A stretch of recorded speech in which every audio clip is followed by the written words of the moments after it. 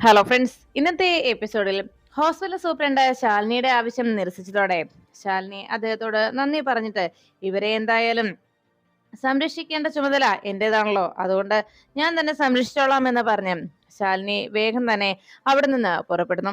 ഈ സമയത്ത് ശിവനെ പരിചരിക്കാനായി വീട്ടിലേക്ക് എത്തിയ റാണി ശിവനോട് എന്തെങ്കിലും അസ്വസ്ഥതയുണ്ടോ എന്ന് അന്വേഷിച്ചു. കുഴപ്പമൊന്നുമില്ല എന്ന് ശിവൻ പറയുമ്പോ നമുക്കൊന്ന് ഹോസ്പിറ്റലിൽ പോയാലോ എന്ന് ശിവനോട് റാണി ചോദിച്ചു. അത് വേണ്ടെന്ന് പറഞ്ഞ് ശിവൻ ബെഡിൽ തന്നെ കിടക്കുമ്പോഴാണ് വേലായുധനെ കുറിച്ച് ശിവൻ അന്വേഷിച്ചത്. അച്ഛൻ ഏതെങ്കിലും പൂരപ്പറമ്പിൽ പോയിട്ടുണ്ടാവും. എവിടെ പൂരം നടന്നാലും അവിടെ അച്ഛൻ ചെന്നിട്ടില്ല എന്നുണ്ടെങ്കിൽ അവിടെ പൂരം നടക്കില്ല എന്നതാണല്ലോ അച്ഛന്റെ ധാരണ. അതുകൊണ്ട് ഏത് ക്ഷേത്രത്തിൽ പൂരം നടന്നാലും അവിടെയെല്ലാം കറങ്ങി നടക്കുകയാണ് അച്ഛന്റെ സ്വഭാവം. അതെല്ലാം കഴിഞ്ഞ് ആളിങ്ങി എത്തുകയുള്ളൂ എന്ന് റാണി അറിയിച്ചു. അപ്പോഴാണ് പുറത്തൊരു കാറ് വന്ന് നിൽക്കുന്ന ശബ്ദം കേട്ടത്. വേഗം തന്നെ റാണി പുറത്തേക്ക് പോയി നോക്കിയതും ആരാ വന്നതെന്ന് അറിയാനായി റാണി വേഗം വാതിക്കലേക്ക് വന്ന് നോക്കുമ്പോ അവിടെ പുറത്ത് ശാലിനിയുടെ കാറ് വന്ന് നിൽക്കുന്നത് കണ്ടു.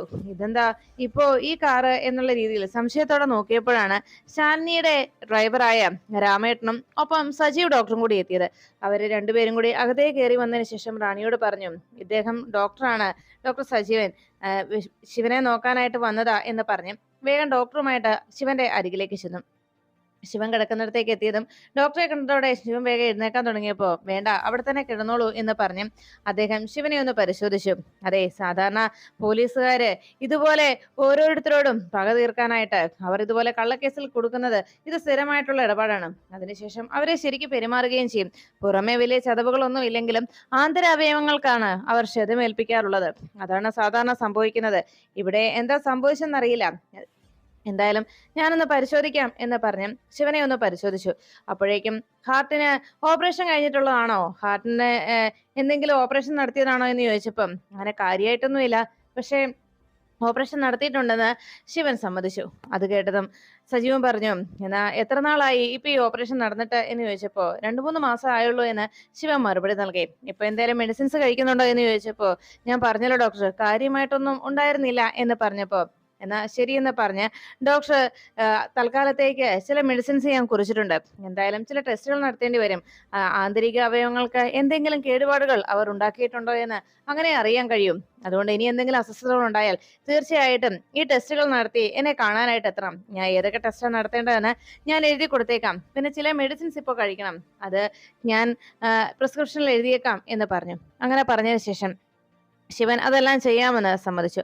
അങ്ങനെ ഡോക്ടർ വേണ്ട കാര്യങ്ങളൊക്കെ നിർദ്ദേശിച്ചതിന് ശേഷം സത്യത്തിൽ ഇതുപോലെയുള്ള പോലീസുകാരെ നിയമത്തിന് മുന്നിൽ കൊണ്ടുവരികയാണ് ചെയ്യേണ്ടത്. അവരെ കടുത്ത ശിക്ഷ നൽകേണ്ടത് എന്ന്. പാവപ്പെട്ട പല ആളുകളുടെയും ജീവൻ ഈ അവസ്ഥയിലാക്കിയിട്ടുള്ളത് പല പോലീസുകാരുമാണ്. അതുകൊണ്ട് തന്നെ എൻ്റെ അടുത്ത് ഇതുപോലെ കുറെ പേഷ്യൻസ് വന്നിട്ടുണ്ട്. അവരോട് ഞാൻ അവർക്കെതിരെ കേസ് കൊടുക്കാനാണ് പറഞ്ഞിട്ടുള്ളത് എന്ന് അദ്ദേഹം അറിയിച്ചു. എല്ലാം കേട്ടതും ശിവൻ കൂടുതലൊന്നും സംസാരിക്കാതെ ആലോചനയിൽ മുഴുകിയിരിക്കുമ്പോ ഉടനെ ഡോക്ടർ യാത്ര പറഞ്ഞിറങ്ങിയത്. പുറത്തേക്ക് ഇറങ്ങിയ രാമേട്ടൻ റാണിയോട് പറഞ്ഞു, ഞാനേ ഡോക്ടറെ വിട്ടിട്ട് ഈ മരുന്ന് മേടിച്ചിട്ട് വരാം എന്ന് പറഞ്ഞു. ശരിയെന്ന് റാണി സമ്മതിച്ചു. അങ്ങനെ ഡോക്ടറെയും വിളിച്ചുകൊണ്ട് രാമേട്ടൻ അവിടെ നിന്ന് പോകുമ്പോ റാണി ഈ വിവരം അറിയിക്കാനായി ചന്ദ്രയുടെ ഫോണിലേക്ക് വിളിച്ചു. ചന്ദ്ര കോൾ എടുത്തതും എന്താ റാണി, എന്തുണ്ട് വിശേഷങ്ങള്, അവിടുത്തെ വിശേഷങ്ങൾ പറ എന്ന് പറഞ്ഞപ്പോ വിശേഷങ്ങൾ എനിക്കല്ല നിന്റെ ചേട്ടനാ എന്ന് പറഞ്ഞപ്പോ ചേട്ടൻ എന്ത് പറ്റി എന്ന് ചന്ദ്ര ചോദിച്ചു. ആ സോമശേഖരൻ പോലീസ് ഉണ്ടല്ലോ, അയാള് കൊണ്ടുപോയി ശരിക്കും ശിവേട്ടനിട്ട് നല്ല അടി കൊടുത്തു. ഇപ്പോ ആളാകെ വയ്യാതെ കിടപ്പിലാ. എന്തായാലും നിങ്ങളൊന്ന് വരികയാണെങ്കിൽ അത് ശിവേട്ടന് വലിയ ആശ്വാസമായിരിക്കും. നിന്നെ ഒന്ന് കാണാൻ ചിലപ്പോൾ ശിവേട്ടന് ആഗ്രഹം ഉണ്ടാകും, നിങ്ങളൊന്ന് വന്നിരുന്നെങ്കിൽ എന്ന് റാണി പറഞ്ഞതും ചന്ദ്ര പറഞ്ഞു, റാണി എനിക്ക് വരണമെന്ന് ആഗ്രഹമുണ്ട്, പക്ഷെ ഇവിടെ അച്ഛന്റെ കണ്ണു വെട്ടിച്ച് എങ്ങനെയാ വരിക? അത് മാത്രമല്ല അമ്മയോടാണേലും പറഞ്ഞാലും അമ്മ വിടുമെന്ന് തോന്നുന്നില്ല. അതുകൊണ്ട് ഞാനൊന്ന് നോക്കട്ടെ എങ്ങനെയെങ്കിലും വരാൻ പറ്റുമെന്ന്. എന്തെങ്കിലും വയ്യായിക ഉണ്ടെങ്കിൽ നീ എങ്ങനെയെങ്കിലും ഏട്ടനെ ഹോസ്പിറ്റലിൽ കൊണ്ടുപോകണേ, ആരും പറഞ്ഞാലൊന്നും കേൾക്കില്ല, അത്തരം ഒരു പ്രകൃത എന്ന് പറഞ്ഞപ്പോ റാണി പറഞ്ഞു, ഞാൻ ഹോസ്പിറ്റലിൽ കൊണ്ടുപോകുന്ന പല ആവർത്തി പറഞ്ഞതാ, ഞങ്ങൾ പറഞ്ഞിട്ട് കേൾക്കുന്നില്ല. അതാ ഞാൻ നിന്നോട് പറഞ്ഞത്, നീ ഒന്ന് വന്ന് നിർബന്ധിച്ചാൽ ഒരു പക്ഷേ, അങ്ങനെ നിർബന്ധപൂർവ്വം ആരെങ്കിലും കൊണ്ടുപോയാൽ കൂടെ വന്നാലേ ഉള്ളൂ, അല്ലാതെ ഒരു കാരണവശാലും സ്വന്തം ഇഷ്ടപ്രകാരം വരുമെന്ന് എനിക്ക് തോന്നുന്നില്ല. ഞാനും അമ്മയും എത്ര തവണ നിർബന്ധിച്ചെന്നറിയോ? പിന്നെ നീ നോക്കുന്നതിനേക്കാൾ നല്ല കാര്യമായിട്ട് തന്നെയാ ഞാൻ ശിവേട്ടനെ നോക്കുന്നത്. അതോർത്ത് നീ പേടിക്കണ്ട എന്ന് ചന്ദ്രയോട് റാണി അറിയിച്ചു. എല്ലാം കേട്ട് കഴിഞ്ഞതും ചന്ദ്ര പറഞ്ഞു, ഞാനൊന്ന് നോക്കട്ടെടി, വരാൻ പറ്റുമോന്ന് എന്ന് പറഞ്ഞ് ഫോൺ വെച്ചതിന് ശേഷം റാണിയെ വല്ലാത്ത ടെൻഷനിലായി. ചന്ദ്ര വല്ലാത്ത ടെൻഷനിലായി. ഏട്ടനെ ഒന്ന് പോയി കാണണല്ലോ, ഏട്ടനിപ്പോ ആകെ വയ്യാതിരിക്കുകയല്ലേ, എങ്ങനെ പോകും? അമ്മയോട് പറഞ്ഞാൽ അമ്മ വഴക്കുണ്ടാക്കും, അച്ഛനോട് പറഞ്ഞിട്ട് പോക്കും നടക്കുകയില്ല, പിന്നെ എന്താ ചെയ്യുക? ഒരു കാര്യം ചെയ്യാം, റാണിയുടെ കാര്യം പറഞ്ഞു പോകാം എന്ന് വിചാരിച്ച് വേഗം തന്നെ ചന്ദ്ര തന്റെ ഷാളും എടുത്ത് അമ്മയുടെ അരികിലേക്ക് ഓടി. അപ്പോഴേക്കും ശിവൻ ആകെ വേദനയോടെ ആ ബെഡിൽ തന്നെ അങ്ങനെ കിടക്കുകയാണ്. ഈ സമയത്ത് ചന്ദ്ര വേഗം തന്നെ നേരെ നിർമ്മലയുടെ അരികിലേക്ക് എത്തിയിട്ട് പറഞ്ഞു, അമ്മേ, എനിക്കൊന്ന് പുറത്തു പോണം എന്ന് പറഞ്ഞപ്പോ, പുറത്തോ? എന്ത് കാര്യത്തിനാ എന്ന് ചോദിച്ചപ്പോ ചന്ദ്ര പറഞ്ഞു, അമ്മേ, എനിക്കൊന്ന് പുറത്തു പോണെന്നേ, ഞാനേ റാണിയുടെ അടുത്ത് ചെന്ന് കുറച്ച് സാധനങ്ങൾ, എന്റെ ചില സാധനങ്ങളുണ്ട്, അതൊന്ന് എടുത്തിട്ട് വരാം എന്ന് പറഞ്ഞപ്പോ അത് കേട്ടതും ഉടനെ നിർമ്മല പറഞ്ഞു, എനിക്ക് അപ്പോഴേ തോന്നി നീ നിന്റെ അച്ഛന്റെ വായിൽ നിന്ന് എന്നെ വഴക്ക് കേൾപ്പിക്കാനും നമ്മളോട് ദേഷ്യപ്പെടാനുമുള്ള വഴി ഒരുക്കുക അല്ലേ. ഒരു കാര്യം ഞാൻ പറഞ്ഞേക്കാം, നിനക്കറിയാലോ നിന്റെ അച്ഛന്റെ സ്വഭാവം, ദേഷ്യം വന്നു കഴിഞ്ഞാൽ എങ്ങനെയാണ് പ്രവർത്തിക്കുക എന്നും ഞാൻ പറഞ്ഞു തരേണ്ടതില്ലല്ലോ എന്ന് പറഞ്ഞ് ദേഷ്യത്തോടെ ചന്ദ്രയോട് നിർമ്മല സംസാരിച്ചു. അപ്പോഴേക്കും ചന്ദ്ര പറഞ്ഞു, അമ്മേ, ഞാനൊന്ന് പോയിട്ട് വേഗം ഇങ്ങ് വരാം. ഏട്ടൻ എന്ന് പറഞ്ഞതും മിണ്ടി പോകരുത്, അവനൊരു കാര്യം ഇവിടെ സംസാരിക്കരുത്. അച്ഛനോട് അമ്മയോട് യാതൊരു സ്നേഹവും ഇല്ലാത്ത ഒരു മകൻ, അങ്ങനെ ഒരുത്തനെ എനിക്കിനി വേണ്ട, നീ എന്തായാലും അവന്റെ അടുത്തേക്ക് പോവുകയും വേണ്ട എന്ന് പറഞ്ഞ് ചന്ദ്രയെ തടഞ്ഞു നിർത്താനായി നിർമ്മല ശ്രമിക്കുമ്പോഴേക്കും ചന്ദ്ര പറഞ്ഞു, അമ്മേ, ഞാനൊന്ന് പോയിട്ട് വേഗം വരാം അമ്മേ. ആരെങ്കിലും എന്തെങ്കിലുമൊക്കെ പറഞ്ഞാൽ അങ്ങനെയൊന്നും ആവുമെന്ന് അമ്മയ്ക്ക് തോന്നുന്നുണ്ടോ? ഏട്ടൻ അങ്ങനെയൊക്കെ ചെയ്യുമെന്ന് അമ്മയ്ക്ക് വിശ്വാസമുണ്ടോ? അമ്മേ, ഏട്ടന് എത്ര ശത്രുക്കളുണ്ടെന്ന് അറിയാവോ? ആ ശത്രുക്കൾ എല്ലാരും കൂടി ഏട്ടനെ കെണിയിൽ വീഴ്ത്തിയതാ, അതാ സത്യം. അമ്മയ്ക്കറിയാവോ എത്ര ശത്രുക്കളാ ഏട്ടന്റെ പിന്നാലെ ഉള്ളതെന്ന്? അവരുടെ എണ്ണം പറഞ്ഞാലേ അമ്മയും ഞെട്ടും, ഞാനും ഞെട്ടും. അതാണ് അവസ്ഥ. അതുകൊണ്ട് അവരെല്ലാരും കൂടി ഒറ്റക്കെട്ടായി നിന്ന് ഏട്ടനെ ആക്രമിക്കാൻ ശ്രമിച്ചാൽ പിന്നെ ഏട്ടനെ തടുത്തു നിൽക്കാൻ പറ്റുമോ അമ്മേ? അമ്മേ, ഞാൻ പറയുന്ന ഒന്ന് കേൾക്ക്, ഞാൻ പോയിട്ട് വേഗം വരാം എന്ന് പറഞ്ഞ് ചന്ദ്ര പോകാൻ ഇറങ്ങുമ്പോഴേക്കും ചന്ദ്രയുടെ മുന്നിലേക്ക് പെട്ടെന്ന് മഹേന്ദ്രൻ വന്നു നിന്നു. മഹേന്ദ്രനെ കണ്ടതോടെ എന്ത് പറയണമെന്നറിയാതെ ആകെ ചന്ദ്ര അങ്ങനെ ഭയന്നു നിന്നതും മഹേന്ദ്രൻ ചോദിച്ചു, എങ്ങോട്ടാ എന്ന് അന്വേഷിച്ചപ്പോ ചന്ദ്ര പറഞ്ഞു, ഒന്ന് പുറത്തു പോകാൻ എന്ന് പറഞ്ഞപ്പോ, പുറത്തോ? നീയൊക്കെ പുറത്തിറങ്ങി നടന്നതിന്റെ നാണക്കേട് ഇതുവരെയായിട്ട് മാറിയിട്ടില്ല, എന്നിട്ട് വീണ്ടും പോവാ അവള് പുറത്തോട്ട് അല്ലേ എന്ന് ചോദിച്ച് മഹേന്ദ്രൻ ദേഷ്യപ്പെട്ടു. ഒരു കാരണവശാലും നീ ഇവിടുന്ന് പുറത്തേക്ക് പോകുന്നില്ല, ഇവിടുന്ന് പോകുമെന്നും കരുതണ്ട എന്ന് പറഞ്ഞ് മഹേന്ദ്രൻ ചന്ദ്രയുടെ ആ യാത്ര മുടക്കുന്നു. അപ്പോഴാണ് കുടുംബശ്രീ ഹോട്ടലില് ജോലി ചെയ്തുകൊണ്ടിരിക്കുന്ന ശാന്തയോട് ഗോപാലകൃഷ്ണൻ ചോദിച്ചു, ശാന്തേ, എന്തൊക്കെ സാധനങ്ങളാ അതിന് മേടിക്കേണ്ടത്? ഹോട്ടലില് തീരാറായ മേടിക്കേണ്ട സാധനങ്ങളെ ലിസ്റ്റ് ഒക്കെ ഒന്ന് എഴുതിയിരുന്നെങ്കിൽ ഞാൻ വൈകുന്നേരം പുറത്തു പോകുന്നുണ്ട്, അപ്പോ വാങ്ങിച്ചിട്ട് വരാമായിരുന്നു എന്നറിയിച്ചു. ശരി ഗോപാലേട്ടാ, ഞാൻ എഴുതി വെച്ചേക്കാം എന്ന് പറഞ്ഞ് ശാന്ത ജോലി തുടർന്നുകൊണ്ടിരിക്കുമ്പോഴാണ് ഒരു കാറ് മുറ്റത്തേക്ക് വന്നിരുന്നത്. പെട്ടെന്ന് ശാന്ത നോക്കിയപ്പോഴേക്കും കാറിൽ നിന്ന് ഒരു അമ്മയും കുഞ്ഞും കൂടെ ശിവനും ശാലിനിയും. അതിനുശേഷം ആ കാർ ഡ്രൈവർ വേഗം ഡിക്കിയിൽ നിന്ന് ഒരു ഊന്നുവടി കൂടി സ്ട്രെച്ചർ കൂടി എടുത്തതും അതിലേക്ക് അതും പിടിച്ചുകൊണ്ട് പതിയെ ഒരാൾ ആ കുടുംബശ്രീ ഹോട്ടൽ ലക്ഷ്യം വെച്ച് നടന്നു വരുന്നു. ഉടനെ അവരെല്ലാവരും ഇറങ്ങി കഴിഞ്ഞതും ശാലിനി പറഞ്ഞു, ഇത് എന്റെ വീടാണ്, നിങ്ങൾക്ക് ഇന്നൊരു ദിവസത്തേക്ക് ഇവിടെ താമസിക്കാം എന്ന് ശാലിനി അറിയിച്ചു. അങ്ങനെ പറഞ്ഞുകൊണ്ട് ശാലിനി വേഗം തന്നെ കുടുംബശ്രീ ഹോട്ടലിലേക്ക് ദീപനെയും വിളിച്ചുകൊണ്ട് ചെല്ലുന്നു. എന്താണ് കാര്യം എന്നറിയാതെ സംശയത്തോടെ നോക്കുകയാണ് ഗോപാലകൃഷ്ണൻ. അപ്പോഴേക്കും അകത്തേക്ക് കയറി ചെന്ന ശാലിനി പറഞ്ഞു, അച്ഛാ, ഇത് ദീപു, നമ്മുടെ പപ്പിയുടെയും സതിയുടെയും കൂടെ സ്കൂളിൽ പഠിക്കുന്നതാ എന്ന് പറഞ്ഞു. എല്ലാം കേട്ട് അങ്ങനെ ഇരുന്ന ഗോപാലകൃഷ്ണനോട് ശാലിനി പറഞ്ഞു, ഇന്ന് ഒരു ദിവസത്തേക്ക് ഇവരെ ഇവിടെ ഒന്ന് താമസിപ്പിക്കണോ അച്ഛാ? അത് പറയാനാ ഞാൻ വന്നത്. ഇവര് ഹോസ്പിറ്റലിൽ നിന്ന് ഡിസ്ചാർജ് ആയി വന്നതാ, ഇവരുടെ വീടൊക്കെ ആകെ തകർന്നു പോയി, അതുകൊണ്ട് ഇന്നൊരു ദിവസത്തേക്ക് ഇവർക്ക് ഇവിടെ താമസിക്കാൻ ഒരു സൗകര്യം കൊടുക്കണം എന്ന് പറഞ്ഞു. അത് കേട്ടതോടെ ഗോപാലകൃഷ്ണൻ പറഞ്ഞു, അത് കൊള്ളാം, എന്തായാലും നല്ല തീരുമാനം. കളക്ടർ മേഡത്തിനെ പാവങ്ങളോടുള്ള അനുകമ്പയും അവരോടുള്ള സ്നേഹക്കൂടുതലും അവരോടുള്ള താല്പര്യവും ഒക്കെ ഈയിടെ പത്രത്തിൽ വായിച്ചറിഞ്ഞു. താലൂക്ക് ഹോസ്പിറ്റലിലെ അഴിമതിക്കെതിരെ ഒറ്റയ്ക്ക് നിന്ന് പോരാടിയതും അതിനുശേഷം ആ അഴിമതി കണ്ടെത്തി അത് ചെയ്തവരെ അവിടുന്ന് സസ്പെൻഡ് ചെയ്തതുമൊക്കെ അറിയാനിടയായി. പത്രവാർത്തയിലൂടെ അറിഞ്ഞു. എല്ലാത്തിനും അഭിനന്ദനങ്ങൾ എന്ന് പറഞ്ഞപ്പോ ശാലിനി അതെല്ലാം കേട്ടിട്ട് ഗോപാലകൃഷ്ണനോട് പറഞ്ഞു, അച്ഛാ, ഇന്ന് ഒരു ദിവസത്തേക്ക് ഇവരെ ഇവിടെ ഒന്ന് താമസിപ്പിക്കണം, അത് പറയാനാ ഞാൻ വന്നത് എന്നറിയിച്ചു. ഇതെല്ലാം കേട്ടുകൊണ്ട് അപ്പുറത്ത് നിന്ന ശ്യാമ ആകെ ദേഷ്യത്തോടെ അരികിലേക്ക് എത്തി. അപ്പോഴേക്കും ഗോപാലകൃഷ്ണൻ പറഞ്ഞു, അതെ, ഇന്നൊരു ദിവസത്തേക്ക് ഇവിടെ നിർത്തണമെന്നാ നീ പറഞ്ഞത്. എന്തായാലും നിനക്ക് പാവങ്ങളോടുള്ള അനുകമ്പയും അവരെ സഹായിക്കാനുള്ള താല്പര്യവും അതൊക്കെ എനിക്ക് മനസ്സിലാവുന്നുണ്ട്. പക്ഷേ അതിനായിട്ട് നീ തിരഞ്ഞെടുത്തത് ഈ ഗോപാലകൃഷ്ണന്റെ എന്റെ വീടായത്, അതാണ് എനിക്ക് ഒട്ടും മനസ്സിലാകാത്തത്. നിനക്ക് ഇതിനേക്കാളും സൗകര്യം സത്യാമ്മയുടെ വീട്ടിലേക്ക് കൊണ്ടുപോകുന്നതായിരുന്നില്ലേ?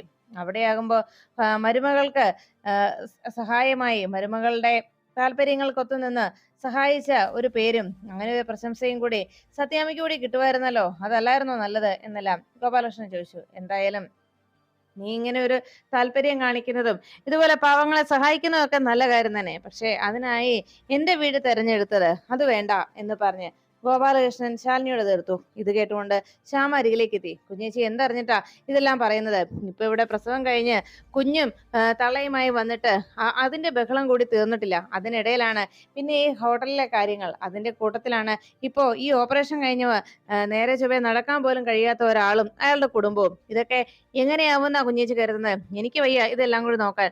തുറന്നു പറയാലോ കുഞ്ഞേച്ചി, സത്യം പറഞ്ഞാൽ ഞങ്ങളെ കൊണ്ട് പറ്റില്ല, ഇവിടെ സമ്മതിക്കില്ല എന്ന് പറഞ്ഞപ്പോ ശാലിനി ആകെ ഗൗരവത്തോടെ ഗോപാലകൃഷ്ണനോട് പറഞ്ഞു, എന്റെ അമ്മ ഇവിടെ ഉണ്ടായിരുന്നെങ്കിൽ ഒരു പക്ഷേ എനിക്കിങ്ങനെ ആരുടെയും കാല് പിടിക്കേണ്ടി വരുമായിരുന്നില്ല എന്ന് ശാലിനി പറഞ്ഞു. ഒരു ദിവസത്തേക്ക് മാത്രമാണ് ഞാൻ ഇവരെ ഇവിടെ നിർത്തണമെന്ന് ആവശ്യപ്പെട്ടത് എന്ന് പറഞ്ഞതും ഇത് കേട്ട് നിന്ന ഗോപാലകൃഷ്ണൻ വേഗം ചാടി എഴുന്നേറ്റിട്ട് താനെടുത്ത് ഗോപാലകൃഷ്ണൻ എടുത്തു വെച്ചിരുന്ന ആ പുസ്തകം അങ്ങ് മടച്ചു വെച്ചിട്ട് പറഞ്ഞു, അതെ, അങ്ങനെയാണെങ്കിൽ നീ നിന്റെ അമ്മയെ അന്വേഷിച്ച് കണ്ടുപിടിക്കുക, എന്നിട്ട് അമ്മയോട് നേരിട്ട് ചോദിച്ച് അനുവാദം വാങ്ങിയിട്ട് ഇവരിവിടെ താമസിപ്പിച്ചു എന്ന് പറഞ്ഞ് ദേഷ്യത്തോടെ ഗോപാലകൃഷ്ണൻ അവിടെ നിന്ന് ഇറങ്ങി.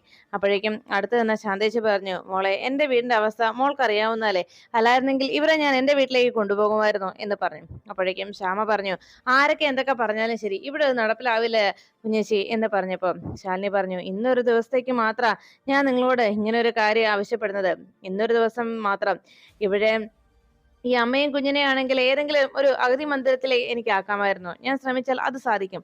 പക്ഷേ ഈ ഓപ്പറേഷൻ കഴിഞ്ഞ ഈ ആ മനുഷ്യനെ ഞാൻ എന്ത് ചെയ്യും എന്ന് ചോദിച്ചപ്പോഴേക്കും പെട്ടെന്ന് അവിടെ നിന്ന് ദീപൻ അമ്മ വിളിച്ചു, മേഡം വേണ്ട, ഞങ്ങൾക്ക് വേണ്ടി മേഡം ഇതിൽ കൂടുതൽ ഇനി താഴണ്ട എന്ന് ശാലിനിയോട് ദീപുവിന്റെ അമ്മ അറിയിച്ചതും ഉടനെ തന്നെ ശാലിനി പറഞ്ഞു, ഇന്ന് ഒരു ദിവസം നിങ്ങളെ തങ്ങാൻ ഞാൻ എന്റെ വീട്ടിലേക്കാണ് കൂട്ടിക്കൊണ്ടു വന്നത്. ഇന്ന് ഈ ഒരു ദിവസം നിങ്ങൾക്ക് ഇവിടെ തങ്ങുന്നതിൽ ഒരു കുഴപ്പവുമില്ല.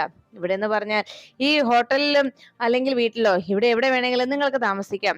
ഈ ഹോട്ടലിൽ ഈ വീട്ടിൽ, അതായത് ഈ കോമ്പൗണ്ടിൽ നിങ്ങളെ താമസിപ്പിക്കണം എന്ന് മാത്രമേ ഞാൻ ആഗ്രഹിച്ചിരുന്നുള്ളൂ. അതുകൊണ്ട് ഈ ഹോട്ടലിലാണെങ്കിലും നിങ്ങൾക്ക് കഴിയാം. വീട്ടിലോ ഹോട്ടലിലോ ഇവിടെ എവിടെ വേണമെങ്കിലും നിങ്ങൾക്ക് ഇന്ന് കഴിയാൻ പറ്റും. അത് എനിക്ക് ഉറപ്പാണ്. ആ തീരുമാനത്തിൽ ഉറച്ചു തന്നെയാണ് ഞാൻ ഇവിടേക്ക് വന്നിരിക്കുന്നത് എന്ന് പറഞ്ഞ് ശാലിനി വേഗം തന്നെ പുറത്തേക്ക് ഇറങ്ങി. ദീപവും അമ്മയും ശാലിനിയുടെ പിന്നാലെ അവിടേക്ക് എത്തിയതും പുറത്ത് നിന്ന സുധാകരനോട് ശാലിനി പറഞ്ഞു, ഇന്നൊരു ദിവസം നിങ്ങൾ ഈ ഹോട്ടലിൽ താമസിച്ചോ. ഇവിടെ ഈ ഹോട്ടല് എൻ്റെ അമ്മയുടേതാണ്, കുടുംബശ്രീ ശാരദയുടെ. ഈ ഹോട്ടലിൽ നിന്ന് നിങ്ങളെ ആരും ഇവിടെ പുറത്തിറക്കി വിടത്തില്ല എന്ന് ശാലിനി ഉറപ്പ് പറഞ്ഞു. ഉടനെ അവിടെ നിന്ന് സുധാകരനെ പതിയെ പിടിച്ചുകൊണ്ട് സുധാകരന്റെ ഭാര്യ ഹോട്ടലിനകത്തേക്ക് ദീപുവിനെയും കൂട്ടി അകത്തേക്ക് കയറി ചെന്നു.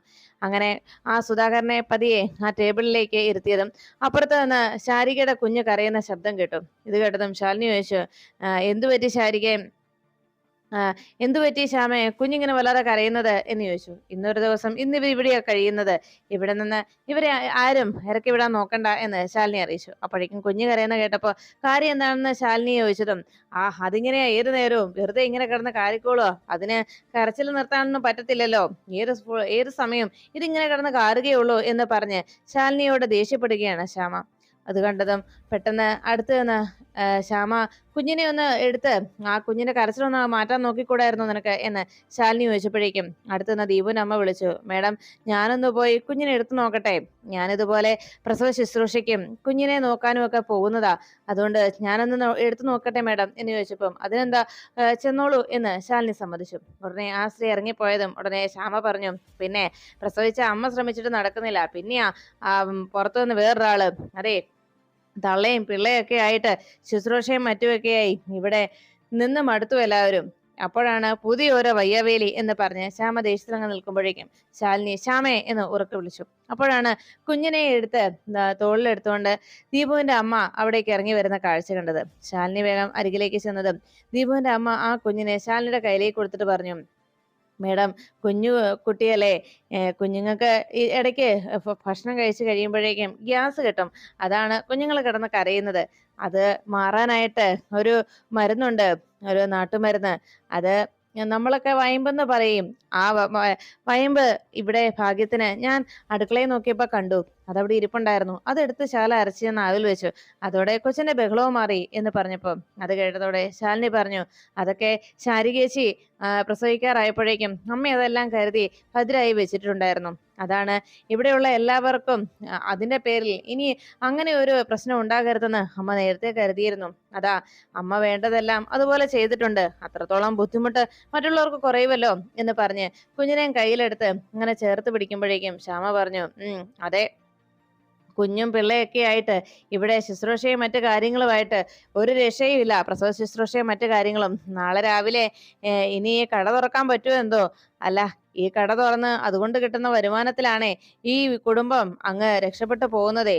അതല്ലാതെ മാസവരുമാനമൊന്നും ഇവിടെ ആർക്കും ഇല്ലേ എന്ന് പറഞ്ഞ് ശ്യാമ ശാലിനിയെ കുത്തി നോവിക്കുന്ന രീതിയിൽ സംസാരിക്കുമ്പോ ശാലിനി പറഞ്ഞു, ശ്യാമേ, എനിക്കറിയാം പട്ടിണിയും ദാരിദ്ര്യവും എങ്ങനെയുള്ളതാണ് എന്ന്. അതൊക്കെ വ്യക്തമായി അറിഞ്ഞു തന്നെയാ ഞാൻ ഇവിടെ എത്തിയത്. നിനക്കറിയാവോ, നീ ഇപ്പൊ പറഞ്ഞ ആ തള്ളയും പിള്ളയും എന്നൊക്കെ പറഞ്ഞല്ലോ, കുറച്ച് മുന വെച്ച് ആ സംസാരിച്ച ശാരികേച്ചിയും ഞാനും നിനക്ക് വേണ്ടി ശരിക്കും വേദന സഹിച്ചും വിശന്നിരുന്നും ഒക്കെ തന്നെയാ ഞങ്ങൾ ജീവിച്ചിട്ടുള്ളത്. അന്ന് നിന്നെ ഇതൊന്നും അറിയിച്ചിരുന്നില്ല. കാരണം എന്താണെന്നറിയോ, നിനക്ക് ആവശ്യത്തിലേറെ നിനക്ക് കഴിക്കാനും നിനക്ക് സ്നേഹവും അതിനേക്കാളേറെ നിനക്ക് വേണ്ടതെല്ലാം വാങ്ങി തന്നാണ് ഞങ്ങൾ നിന്നെ വളർത്തിയത്. അന്ന് അമ്മ പറയുമായിരുന്നു, അവൾ ഇളയതല്ലേ, അവൾക്കൊന്നും അറിയില്ലല്ലോ, കുഞ്ഞല്ലേ എന്ന്. അതേ അവസ്ഥ തന്നെയാണ് ഇപ്പോഴും. ഇത്രയായിട്ടും നിനക്ക് ഒരു തിരിച്ചറിവും ഉണ്ടായിട്ടില്ല. അതെന്താണെന്ന് മാത്രമാണ് എനിക്ക് മനസ്സിലാകാത്തത്. ഇപ്പൊ നീ ഇങ്ങനെയൊക്കെ കുത്തി നോക്കുന്നത് പോലെ മനസ്സ് വേദനിപ്പിക്കുന്നതും മുറിപ്പെടുത്തുന്ന രീതിയിൽ ഇങ്ങനെ നീ കുറ്റപ്പെടുത്തുകയും തള്ളിപ്പറയുകയും ഒക്കെ ചെയ്യുമ്പോഴും അതൊന്നും മനസ്സിനെ സ്പർശിക്കാത്തതും വേദന തോന്നാത്തതും നിന്നോട് പരിഭവം തോന്നാത്തതിനും കാരണവും നീ അന്നെല്ലാം അങ്ങനെ പെരുമാറിയത് കൊണ്ടും അന്ന് അങ്ങനെ ഒരു അവസ്ഥയിൽ ഞങ്ങളുടെ അമ്മയോടൊപ്പം ഞങ്ങൾക്ക് ജീവിക്കേണ്ടി വന്ന സാഹചര്യം അത് മനസ്സിലുള്ളത് കൊണ്ടും മാത്രമാണ്. അതുകൊണ്ട് നീ അക്കാര്യം പറഞ്ഞ് ഇനി മറ്റുള്ളവരെ വേദനിപ്പിക്കാൻ നോക്കണ്ട എന്ന് പറഞ്ഞ് ശാലിനി ദേഷ്യപ്പെടുമ്പോഴേക്കും കുഞ്ഞ് ഒന്നുകൂടി ഒന്ന് കരയുന്ന കേട്ടപ്പോ കുഞ്ഞിനെ കയ്യിലെടുത്ത് ശാലിനി കൊഞ്ചിച്ചു. അത് ഇഷ്ടപ്പെടാതെ ശ്യാമ നോക്കി നിൽക്കുന്നു. അതിനുശേഷം രാത്രി ആയപ്പോഴേക്കും ശിവനെ പനിക്കുന്ന പോലെ തോന്നിയത് കൊണ്ട് അരികിലേക്ക് എത്തി റാണി ചോദിച്ചു, ശിവേട്ടാ, നമുക്കൊന്ന് ഹോസ്പിറ്റലിൽ പോയാലോ? ശിവേട്ടന് ചെറുതായി പനിക്കോളുണ്ടല്ലോ, അതുകൊണ്ട് നമുക്കൊന്ന് ഹോസ്പിറ്റലിൽ പോയാലോ ശിവേട്ടാ എന്ന് ചോദിച്ചതും, വേണ്ട റാണി, എനിക്ക് കുഴപ്പമൊന്നുമില്ല. പറ്റുമെങ്കിൽ ഇനി എനിക്കൊരു നല്ലൊരു ചുക്ക് കാപ്പി ഇട്ട് തന്നാൽ മതി. അപ്പോഴേക്കും ഈ പനിയും ഈ ദേഹത്ത് വേദനയൊക്കെ മാറിക്കോളും എന്ന് പറഞ്ഞു. അതെ ശിവേട്ടാ, നമുക്ക് വാശിയും വൈരാഗ്യവും ഒക്കെ നമ്മുടെ ആരോഗ്യത്തോട് കാണിക്കരുത്. ശിവേട്ട, ഇങ്ങനെ വാശി പിടിക്കലേ, ആരോഗ്യം നഷ്ടമായ പിന്നെ നമുക്കൊന്നും ചെയ്യാൻ കഴിയില്ല, അതാ എന്ന് പറഞ്ഞതും, എന്റെ റാണി, എനിക്ക് കുഴപ്പമൊന്നുമില്ല അങ്ങനെ പറഞ്ഞുകൊണ്ട് റാണിയോട് ദേഷ്യത്തോടെ റാണിയോട് തനിക്ക് പ്രശ്നമൊന്നുമില്ല എന്ന് ശിവൻ അറിയിക്കുമ്പോഴേക്കും, ശരി, ഇനി ഞാൻ തർക്കിച്ച് ജയിക്കാൻ ഞാനില്ല, ശിവേട്ടന് ഞാൻ ചുക്കാപ്പി ഇട്ട് തരാം എന്ന് പറഞ്ഞ് വേഗം തന്നെ റാണി കിച്ചണിലേക്ക് പോയി. ചുക്ക് കാപ്പി ഇടാനുള്ള തയ്യാറെടുപ്പ് നടത്തുമ്പോഴാണ് മുറ്റത്തേക്ക് ഓട്ടോ വന്ന് നിന്നത്. കമലനായിരുന്നു അവിടേക്ക് വന്നത്. കമലൻ വേഗം തന്നെ സിറ്റൗട്ടിലെത്തി ആശാനെ എന്ന് വിളിച്ച് അകത്തേക്ക് കയറി ചെല്ലുമ്പോഴേക്കും ശിവൻ അവിടെ ബെഡിൽ കിടക്കുന്ന കാഴ്ച കണ്ട് വാതുക്കൽ അതിശയത്തോടെ നോക്കി നിൽക്കുകയാണ് കമലൻ. ആശാനെ എന്ന് വിളിച്ചപ്പോഴേക്കും ശിവൻ പറഞ്ഞു, എടാ, നീ അവിടെ നിൽക്കാതെ ഇങ്ങോട്ട് കയറി വാടാ എന്ന് പറഞ്ഞ് കമലിനെ അരികിലേക്ക് വിളിപ്പിച്ചു. അരികിലേക്ക് ചെന്നിരുന്നതും, ഇതെന്തൊരു കിടപ്പ ആശാനെ, ഇതെന്താ പറ്റിയത് എന്ന് ചോദിച്ചു. ഒരു വിധത്തിൽ ശിവനെ പിടിച്ച് എഴുന്നേൽപ്പിച്ചിരുത്തിയ കമൽ ശിവനോട് കാര്യങ്ങൾ അന്വേഷിച്ചു.